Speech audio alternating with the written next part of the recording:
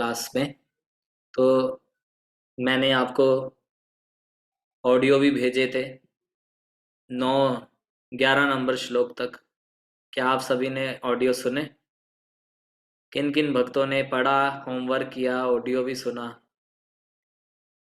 Okay, जय धनवनी माता जी ने किया, और सदाचारी चैतन्य प्रभु, सौरभ प्रभु, ठीक है, कुछ भक्तों ने किया, अच्छी बात है। इस अध्याय को पूरा होने के बाद हम इस पे एक छोटा सा एग्जाम भी आपका लेंगे, छोटा सा एग्जाम लेंगे जिसपे आप ही की जानकारी के अनुसार आपने जो सीखा समझा उसी के हिसाब से जो भी होगा तो आप लोग अपना परीक्षा दीजिएगा। आज हम 12 नंबर श्लोक से 19 नंबर श्लोक को पढ़ेंगे, लेकिन इसमें दो एक्टिविटीज भी हैं जो कि आपको करनी है। तो मैं श्लोक आपके सामने प्रस्तुत कर रहा हूँ। श्लोक आसान है, इसमें बहुत तात्पर्य नहीं है, इसलिए हम जो है बहुत ज़्यादा तात्पर्य पे तो इतना नहीं जाएंगे, लेकिन मुख्य टीचिंग्स को जरूर पकड़ेंगे। तो 12 नंबर, आपने 11 नंबर श्लोक तक किया था या 12 नंबर श्लोक तक किया था? चलिए, मेरे ख्याल से मैंने आपको 12 तक होमवर्क दे दिया था, 12 तक हो गया था। आज हम 13 से आगे बढ़ेंगे। क्या मैं सही बोल रहा हूँ? 9 से 12 दिया था या 13 तक, 11 तक दिया था? टाइप करके मुझे एक बार बता दीजिए, 11 तक होमवर्क दिया था या किया था तो 11 तक? जी 11 तक, 11 तक दिया। Okay okay. तो अब हम 12 से शुरू करते हैं, 12 नंबर श्लोक पढ़ते हैं और फिर उसके बाद आगे बढ़ेंगे। तो 12 नंबर में क्या है, तो दुर्योधन जो है इनके पास चले गए थे, भीष्म पितामह के पास। और जब दुर्योधन भीष्म पितामह के पास थे तो दुर्योधन चाहते थे कि भाई भीष्म पितामह पूरी तरह से हमारा सहयोग करें, वो भी कहीं थोड़े से हृदय में ये फील ना करें कि पांडव उनके प्रिय हैं इत्यादि इत्यादि। तो दुर्योधन की मनोभाव को भीष्म पितामह भी समझ गए थे, और समझ गए थे कि ये मेरे से अपेक्षा रख रहा है कि भाई युद्ध में मेरी तरफ से कोई कमी ना रहे। तो फिर भीष्म पितामह ने क्या किया, भीष्म पितामह ने, जैसे कई बार क्या होता है, आप लोगों ने ऐसा अनुभव किया होगा कि जब कोई हमें बात पसंद नहीं आती लेकिन फिर भी हमें करना पड़ता है तो हम रिस्पॉन्स दे देते हैं बेमन से। तो उसी प्रकार से भीष्म पितामह ज्यादा बात नहीं किए और तुरंत शंख बजा दिया कि मैं हूं तुम्हारे साथ, लेकिन विजय की कोई कामना मत रखो, क्योंकि विजय उनकी पक्ष में है, क्योंकि श्री कृष्ण उनके पक्ष में है। तो भीष्म पितामह ने अपना शंख बजा दिया, बहुत ज्यादा डिस्कशन नहीं किया दुर्योधन के साथ परिस्थिति को लेके। तो ये 12 नंबर श्लोक में इस प्रकार से हुआ, भीष्म पितामह ने दुर्योधन के उत्साह के, मतलब दुर्योधन को हर्षोत्साहित करने के लिए जोर से अपना शंख बजाया। लेकिन इस शंख से ये भी एक तरीके से भीष्म पितामह ने शो कर दिया कि मैं हूं तुम्हारे साथ, लेकिन फिर भी तुम ये मत सोचो कि विजय हमारे पक्ष में है, क्योंकि श्री कृष्ण उधर के पक्ष में है, इसलिए विजय उनकी होगी।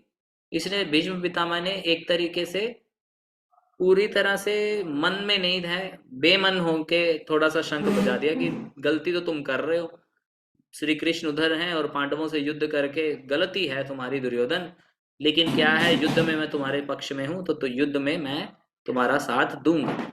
इस बात को इंगित कर दिया।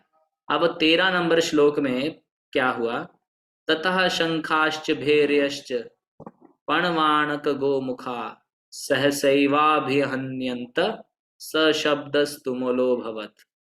तो जैसे ही भीष्म पितामह ने शंख बजाया तो कौरवों के पक्ष से ड्रम्स, बिगुल, ट्रम्फट, हॉर्न, सब ने अपने अपने साउंड बजा दिए। किसी के पास शंख था, किसी के पास ढोल था, बुगुल था, सबने अपना जोर से सबने बजा दिए, एक साथ बजा दिए।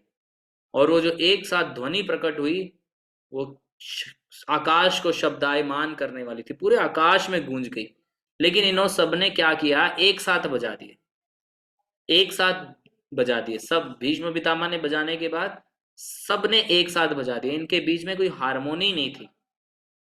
कुछ ऐसा नहीं था कि पहले कोई, जैसे आप पांडवों के पक्ष में देखेंगे सबसे पहले श्री कृष्ण ने बजाया, फिर उसके बाद अर्जुन, फिर भीम, फिर अन्य राजाओं ने एक एक करके शंख बजाए, तो उसकी ध्वनि हारमोनियस थी और ज्यादा देर तक गूंजी। और इन्होंने एक साथ बजा दी।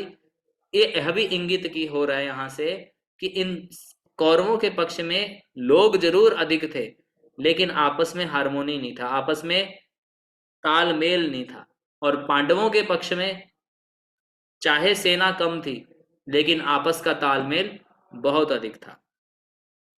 फिर उसके पश्चात श्लोक संख्या 14 में संजय ये सब बातें बता रहे हैं धृतराष्ट्र को कि हो क्या रहा है युद्ध स्थल में। ये श्लोक आता है 14 नंबर श्लोक, जिसमें भगवान श्री कृष्ण की हमें पहली झलक प्राप्त होती है। तथा श्वेतेर्हयेर्युक्ते महती स्यनंदने स्थितो माधवः पांडवाश्चैव दिव्यो शंखो प्रदत्मतु। अभी संजय बता रहे हैं कि कौरवों के पक्ष में तो ये हुआ, भीष्म पितामह ने शंख बजाया, भीष्म पितामह के शंख के बाद सभी ने एक साथ शंख बजा दिए। लेकिन अब पांडवों के पक्ष में क्या हो रहा है? पांडवों के पक्ष में कृष्ण और अर्जुन सफेद श्वेत घोड़ों द्वारा एक महान रथ में दोनों विराजमान हैं और दोनों ने अपने अपने दिव्य शंख बजाए। अभी यहाँ पे तात्पर्य में श्रीला प्रभुपाद जी समझाते हैं कि भीष्म पितामह के शंख को भीष्म पितामह ने भी शंख बजाया, लेकिन जो शंखों का वर्णन संजय ने कृष्ण और अर्जुन के पक्ष में किए उनको दिव्य कहा, उनको दिव्य कहा। यहां से यह इंगित होता है कि भीष्म पितामह ने भी शंख बजाया, लेकिन उसको संजय ने दिव्य नहीं कहा। श्री कृष्ण और अर्जुन दोनों के शंखों को दिव्य कहा। इससे यह इंगित होता है कि विजय का एक लक्षण है, दिव्य शंख उनकी तरफ है, यह एक विजय का लक्षण है। तो दिव्य शंखों की ध्वनि से ऐसा मान लीजिए प्रतीत हो रहा है कि आशा जो विजय की है, विजय की जो आशा है वो पांडवों के पक्ष में है, ना कि कौरवों के पक्ष में। कौरवों के विजय की आशा नहीं है, पांडवों की विजय की पूरी पूरी पक्का आशा है। और क्यों? एक तो दिव्य शंख बजे और दूसरा श्री कृष्ण पांडवों के पक्ष में है। तो जहां श्री कृष्ण है वहां विजय हमेशा रहेगी, क्योंकि भगवान श्री कृष्ण उनके पक्ष में है। और जहां जहां भगवान श्री कृष्ण रहते हैं तो भाग्य की देवी भी वहीं रहती है। जहां भाग्य की देवी है, फिर आगे आप लोग जानेंगे हनुमान जी भी वहां रहते हैं, राम जी जो स्वयं कृष्ण हैं, और फिर सीता जी भी वहां पे उपस्थित है। तो जब महाभारत के युद्ध से पहले राम रावण युद्ध हुआ था तो ऐसी ही परिस्थिति थी और विजय राम जी की हुई। इसी प्रकार से वैसी ही परिस्थिति इस युद्ध स्थल में भी है। अर्जुन के पक्ष में श्री कृष्ण हैं और अर्जुन के झंडे पे भी आगे श्लोक आएगा, अर्जुन के झंडे पे हनुमान जी भी हैं, और जहां जहां भगवान नारायण रहते हैं तो वहां वहां भाग्य की देवी भी रहती है। तो इस प्रकार से सभी लक्षण पांडवों के पक्ष में है विजय के, और विजय पांडवों की होगी। और यहाँ पे वर्णन आ रहा है कि ये जो रथ है, ये रथ अग्निदेव द्वारा अर्जुन को दिया गया था, और ये रथ की भी एक महान विशेषता है। यह रथ को एक प्रकार से अग्निदेव ने जब प्रदान किया था, तो ये रथ ऐसा रथ है कि जो कोई भी इस रथ पे सवार होगा उसकी कभी भी किसी भी दिशा में पराजय नहीं होगी, वो तीनों त्रिलोकी में विजयी होगा। इस प्रकार से ये रथ भी एक विजय का चिन्ह है, विजय की आशा को प्रस्थापित करता है। तो इस प्रकार से इस श्लोक में ये वर्णन आता है। फिर 15 नंबर श्लोक में शंखों के नाम आते हैं। पंचजन्यम ऋषिकेशो देवदत्तम धनंजयः पौंड्रम दद्मो महाशंखम भीमकर्मा वृकोदरा। तो भगवान श्री कृष्ण ने जो शंख बजाया उसको पांचजन्य कहते हैं, अर्जुन ने जो शंख बजाया उसे देवदत्त कहा, भीम जो अति भोजी और अति मानवीय कार्य करने वाले हैं उन्होंने पौंड्र नामक शंख बजाया। और यहाँ पे प्रभुपाद जी तात्पर्य में वर्णन करते हैं कि यहाँ पे श्री कृष्ण का नाम किस नाम से पुकारा जा रहा है? ऋषिकेश नाम से पुकारा जा रहा है। तो ऋषिकेश शब्द का अर्थ आप सबने जाना भी है। ऋषिकेश शब्द का अर्थ होता है इंद्रियों का स्वामी। हम सभी भगवान श्री कृष्ण के अंश हैं और इसलिए हमारी इंद्रियां भी भगवान की इंद्रियों के अंश हैं। यानी कि हम भगवान के अंश है तो हमारी इंद्रियां भी भगवान की हुई। तो यहाँ पे प्रभुपाद जी समझा रहे हैं कि भगवान हम सबके हृदय में हैं और हमारे हृदय में परमात्मा के रूप में बैठे हमारी इंद्रियों का निर्देशन कर रहे हैं। अगर कई बार आपने देखा होगा कि किसी की आंख होती है लेकिन वो देख नहीं पा रहा होता, तो बहुत सारी चीजें हैं हमारी पूरी तरह से हम ही कंट्रोल में है ऐसा नहीं है। हमारी इंद्रियां भगवान के कंट्रोल में है। हमारे इंद्रियों के स्वामी एक्चुअल में भगवान है। हमें इंद्रियां प्रदान की गई है एक तरीके से कि हम इसका यूटिलाइज करें, इस संसार में आए हैं, लेकिन कंट्रोल पूरी तरीके से हमारे हाथ में नहीं है। हमारे इंद्रियों के स्वामी भगवान है। और यहाँ पे एक बहुत इंपॉर्टेंट लाइन आप सबके सामने मैं पेश कर रहा हूँ। ये बड़ी इंपॉर्टेंट लाइन है। यहाँ पे ये लाइन जो आप मैंने येलो करी है इसको ध्यान से सुनिए।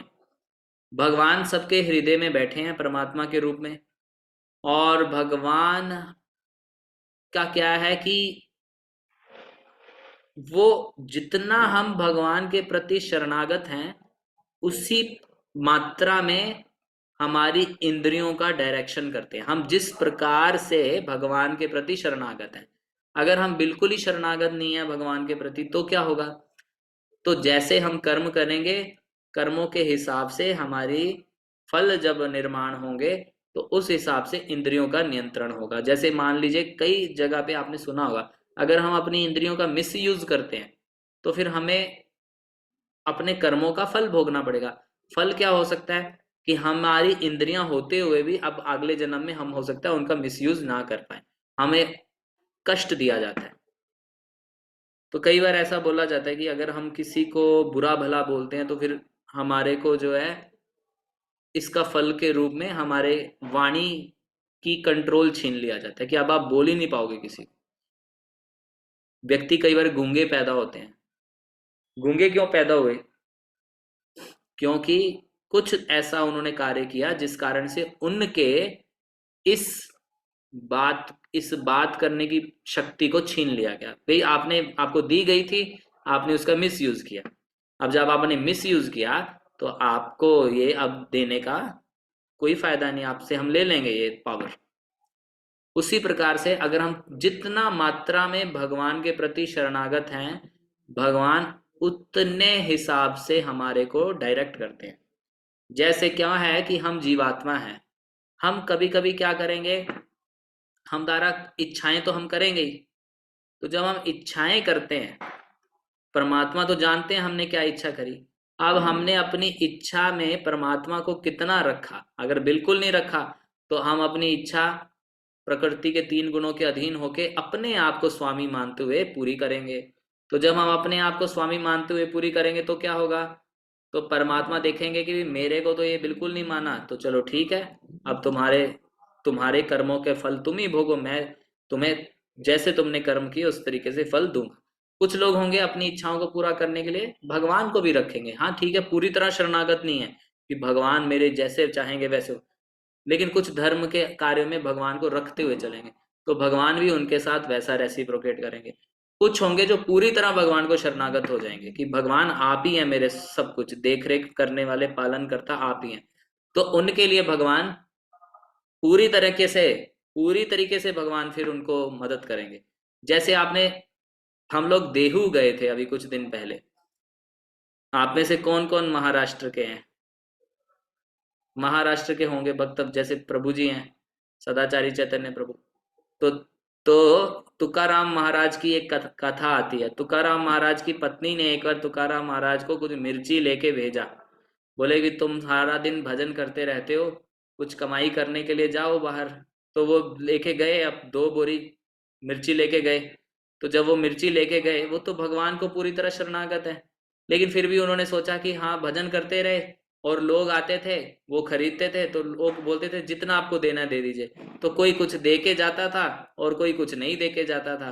और फिर अंतिम में क्या हुआ, एक पहलवान टाइप का कोई व्यक्ति आ गया, गुंडा टाइप का, और उसने पूरी का पूरा बोरा ले लिया और कुछ नहीं दिया।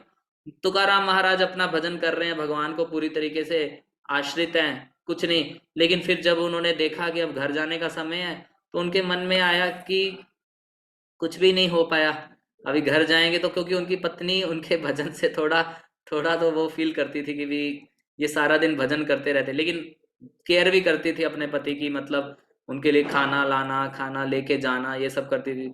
भगवान भी उनसे भी प्रसन्न थे कि भाई मेरी भक्त की सेवा करती है। तो फिर भगवान ने क्या किया, भगवान ने एक मतलब एक ऐसे रूप को लिया जिसमें वो प्रत्येक, क्योंकि भगवान तो सबके हृदय में है, तो जिन्होंने जितना पैसा दिया था, किसी ने नहीं दिया था, भगवान उन सबके घर घर गए और बोले कि तुम आप लोग वहां से खरीद के लाए ना, मैं उसी का सेवक हूँ, मैं उसका सेवक हूँ, आप लोगों ने पैसे नहीं दिए, वो तो नहीं लिए, लेकिन अभी जो है आप लोग दीजिए। तो सबने पैसे दिए, फिर वो उस गुंडे के पास भी गए, गुंडा बोला मैं नहीं दूंगा, तो भगवान बोले तुम नहीं दोगे, भगवान उसके चरणों पे पड़ गए, कह रहे नहीं तुम्हें देना पड़ेगा। तो फिर उसने जो है, गुंडे ने भी पैसे दे दिए, और फिर भगवान ने क्या किया, अब तुकाराम महाराज को तो नहीं बताएंगे कि भी मैं ही तुम्हारा सेवक बन के घूमा, तो गांव के मुखिया के पास चले गए और गांव के मुखिया को बोले देखिए आपके गांव वालों ने ऐसा किया था और उस बेचारे का पैसा नहीं दिया, आपके गांव का नाम खराब होगा, आप उसको जाके दे आइए। तो गांव का मुखिया तुकाराम जी महाराज के पास आके दे देता है। तुकाराम महाराज पूरी तरह शरणागत हैं, तो भगवान ने उनका पूरी तरीके से रेसिप्रोकेट किया। हम जितने शरणागत होंगे, भगवान हमारे को कैसे उसी मात्रा में रेसिप्रोकेट करेंगे। ये आप ध्यान दीजिए इस बात को, हम शरणागत हैं उतना ही भगवान हमारे साथ रेसिप्रोकेशन करेंगे। अगर हम चाहते हैं कि भगवान मैं केवल एक अगरबत्ती जलाऊंगा आपको, इतना शरणागत हूं मैं, लेकिन मैं कोई भी नीति नियम पालन नहीं करूंगा, मैं सब चीजें खाऊंगा, सब चीजें करूंगा, लेकिन आपको मैं मानूंगा जरूर, तो भगवान फिर आपको वैसी ही बुद्धि प्रदान करेंगे, आप उतने ही शरणागत हो रहे हैं। लेकिन जब आपने सोचा कि नहीं भगवान मैं आपका भक्त बनना चाहता हूं, मैं आपका होना चाहता हूं, फिर देखिए सारा माहौल ऐसा हो जाएगा कि हर तरीके से आपको मदद मिलेगी, हर तरीके से आपको मदद मिलेगी कि भगवान हर तरीके, इसलिए अगर हम प्रार्थना करें डेली भगवान मैं आपका होना चाहता हूं, तो भगवान हर प्रकार से मदद करेगा। हमारी प्रार्थना में कहीं कमी होती है, परमात्मा उतना ही रेसिप्रोकेट करते हैं, क्योंकि परमात्मा सबसे अच्छा जानते हैं हम कितने शरणागत हैं। हम हो सकता है धोती कुर्ता तिलक लगा के एकदम दिखाएं मैं सबसे शरणागत हूं, लेकिन सबसे ज्यादा जानने वाले कि हम कितने शरणागत हैं वो परमात्मा है। तो परमात्मा ज्यादा जानते हम कितने शरणागत हैं, इसलिए कई बार हम बोलते हैं हमने तो बहुत किया लेकिन हुआ कुछ नहीं, वो इसलिए नहीं हुआ क्योंकि हम परमात्मा जानते हैं कि हमने कितना किस भावना से किया, सब चीजें परमात्मा जानते हैं, उस हिसाब से परमात्मा रेसिप्रोकेट करते हैं। तो हमारे को ये ध्यान देना है। और यहाँ पे अर्जुन भगवान के भक्त हैं, और अर्जुन के इंद्रियों का, अर्जुन क्योंकि भक्त हैं भगवान के, इसलिए भगवान अर्जुन की इंद्रियों को अब कंट्रोल कर रहे हैं। भगवान जान गए कि अर्जुन अब इस परिस्थिति में, इसको इस परिस्थिति में भगवान ने ही डाला। हम प्रभुपाद जी के लेक्चर में सुने भी कि अर्जुन से भगवान कुछ बड़ा कार्य करवाना चाहते थे, इसलिए ऐसे शुद्ध भक्त की इंद्रियों को भगवान ही कंट्रोल किए कि उसके हृदय में ऐसी भावना डाल दिए, अरे मैं युद्ध नहीं करूंगा, मैं ऐसा ऐसा। अर्जुन ने पहले भी युद्ध किए हैं, लेकिन भगवान अपने शुद्ध भक्त से जब कार्य करवाएंगे तो इसी भावना वही कर सकते हैं। अर्जुन के मन में भगवान ने ही ऐसा कंट्रोल करके इस बात को अर्जुन बोला कि मैं युद्ध नहीं करूंगा इत्यादि इत्यादि। तो ये यहाँ पे प्रभुपाद जी का एक बड़ा ही इंपॉर्टेंट लाइन था जिसको मैंने येलो मार्क किया कि जितना हम शरणागत होंगे भगवान के प्रति, उतना भगवान हमारे साथ रेसिप्रोकेट करेंगे। और फिर ये पॉइंट यहाँ पे हमने चर्चा किया, और इस पैराग्राफ में फिर ये वर्णन आता है कि भगवान के अलग अलग नामों के हिसाब से, अलग अलग लीलाओं के हिसाब से भगवान के अलग अलग नाम हैं। भगवान ने मधु नामक असुर का वध किया, मधुसूदन हो गए। वो गाय को आनंद देते हैं, गोविंद हो गए। वो वसुदेव के पुत्र हुए तो वासुदेव हो गए, देव की नंदन कहलाई इत्यादि इत्यादि। अर्जुन अर्जुन को यहाँ धनंजय कहा गया है क्योंकि वो धन इकट्ठा करके लाए थे। भीम को यहाँ वृकोदर कहा गया है क्योंकि वो बहुत अधिक खाते हैं या फिर बहुत अति मानवीय कार्य करते हैं, इसलिए उनका नाम वृकोदर कहा गया। सबने अपने अपने शंख बजाए और शंख बड़े दिव्य थे, और इन शंखों से पांडवों के पक्ष की सेना बहुत ही अधिक उत्साहित हो गई, ऊर्जावान हो गई, और सब हारमोनी में थे, एक दूसरे के प्रॉपर तालमेल थे। और फिर सब ने अपने अपने शंख बजाए, जो कि आगे 14 नंबर श्लोक से 16 नंबर श्लोक से 18 नंबर में आता है। यहाँ पे वर्णन आता है, महाराज युधिष्ठिर ने अनंत विजय नामक शंख बजाया, नकुल और सहदेव ने सुघोष और मणि पुष्पक बजाया। इसी प्रकार से सबने अपने अपने शंख बजाए। ये आप लोग पढ़ लीजिएगा कि किस किस ने कौन कौन से शंख बजाए। और ये शंख एक साथ नहीं बजाए थे, इन्होंने एक एक करके बजाए, जिससे क्या हुआ, पूरा आकाश में ध्वनि गूंज गई, पूरे पृथ्वी से आकाश तक ध्वनि ध्वनि गूंज गई, एकदम भयंकर ध्वनि गूंज गई।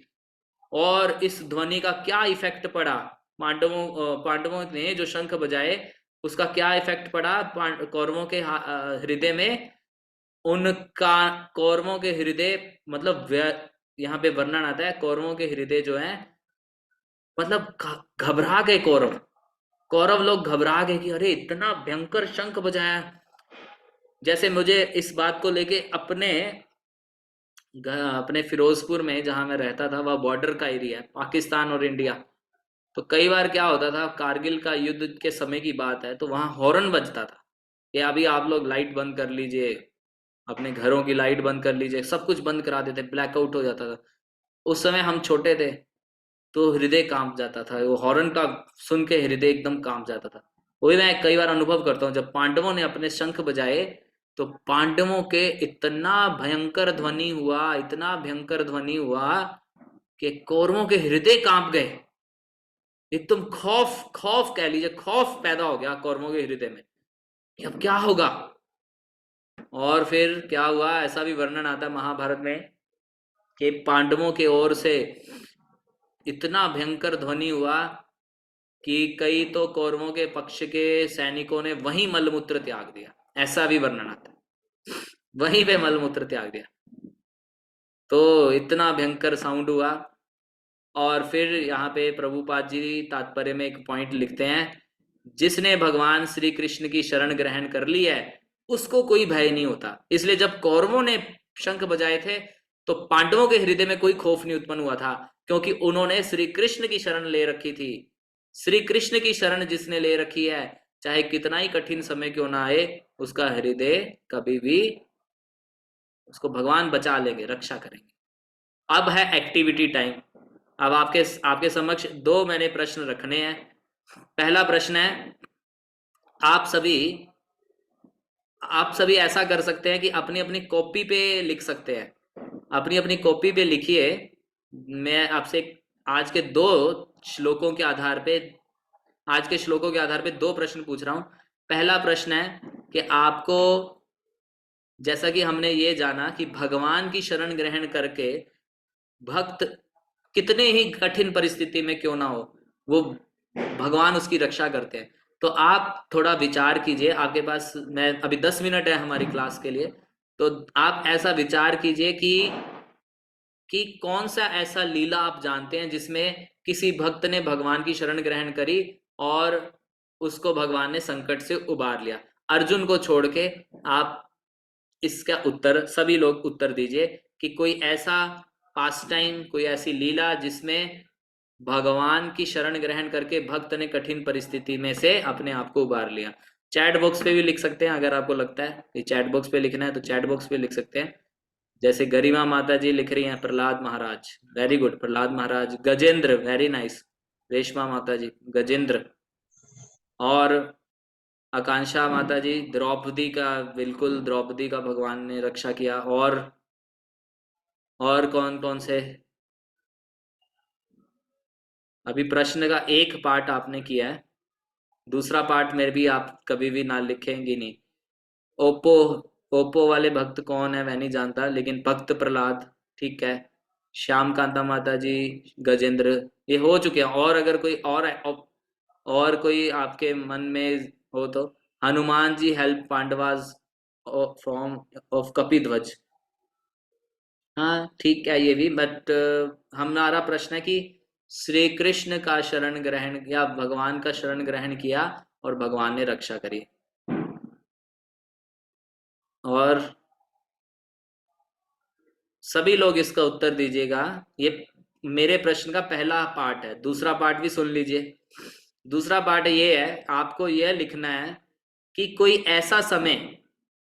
ऐसा आपके जीवन का समय जब आपने भगवान से ऐसे ही प्रार्थना करी और भगवान ने आपकी रक्षा करी। कोई ऐसा कठिन समय आपके जीवन का जिसमें आपको लगता है कि उस समय भगवान ने मैं भगवान को शरणागत हुआ था या भगवान से मैं प्रे किया था, उस समय भगवान ने मेरी रक्षा करी थी।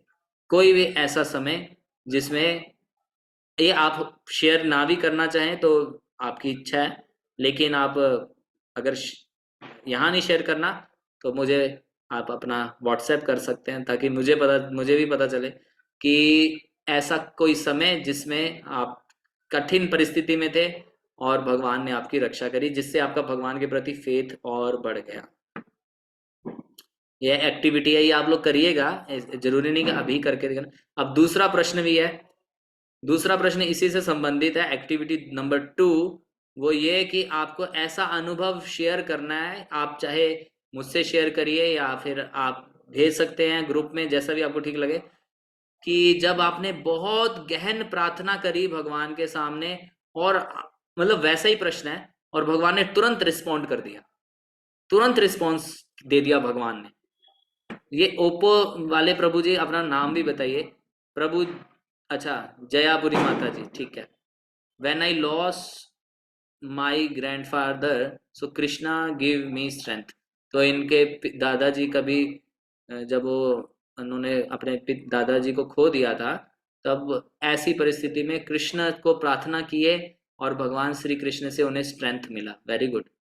मेरी हमेशा ही हेल्प की है भगवान ने, बहुत सारे कार्य किए, ऐसे सबने सबको ही हेल्प की होगी। कोई एक मोस्ट इम्पोर्टेंट इंसिडेंट जो आपको लगता है कि हाँ ये हुआ था, मुझे हमेशा याद रहता है, चाहे शेयर करिए या ना करिए, लेकिन ये मैं इसलिए एक्टिविटी करा रहा हूँ क्योंकि ये हमें याद करना चाहिए। ऐसे समय जब भगवान ने हमारी मदद करी थी, तब आप जब भगवान को धन्यवाद करेंगे तो भगवान बड़े प्रसन्न होंगे कि ऐसे समय में भगवान मुझे इस प्रकार मदद किए थे।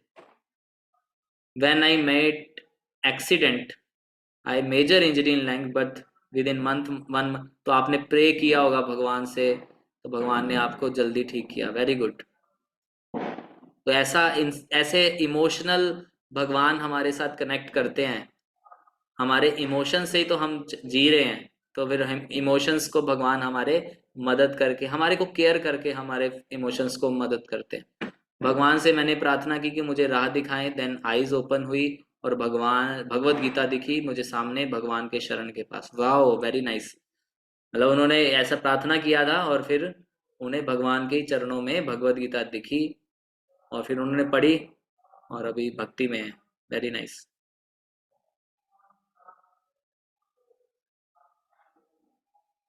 तो ये ऐसे ही हम क्या करेंगे, श्लोका पढ़ने के बाद कुछ एक्टिविटी करवाएंगे आपसे, ताकि आपका दिमाग केवल सुनने में ही ना बिजी रहे, प्लस आप लोग अपने से चर्निंग करो। अभी आज 2 ही एक्टिविटी निकली, कई बार हो सकता है ज्यादा एक्टिविटी निकले।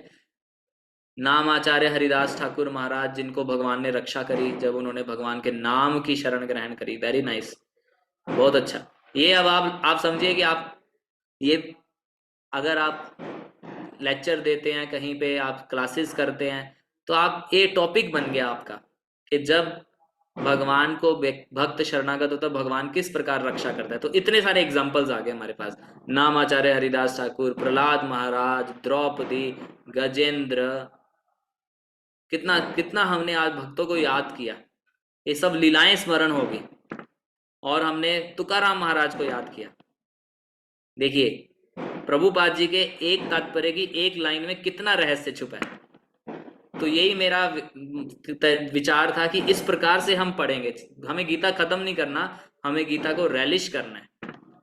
तो भगवत गीता के कितने सारे, और आप लोग आज हम अभी रुक जाते हैं, आप लोग इस पॉइंट पे लिखिए कि क्या इस पॉइंट पे आप कितना ही कुछ विचार करिए, और इन विचारों से आप लोग, कल का दिन है, कल आप इतने ही श्लोकों को पढ़िएगा दोबारा और इस पे विचार कीजिए, इस पॉइंट पे केवल कि कैसे भगवान ने भक्तों की रक्षा करी और मुझे कैसे भगवान रक्षा करते हैं, मुझे कैसे भगवान अपने साथ रखे हुए हैं, कैसे भगवान जो है मेरे प्रति दयालु हैं।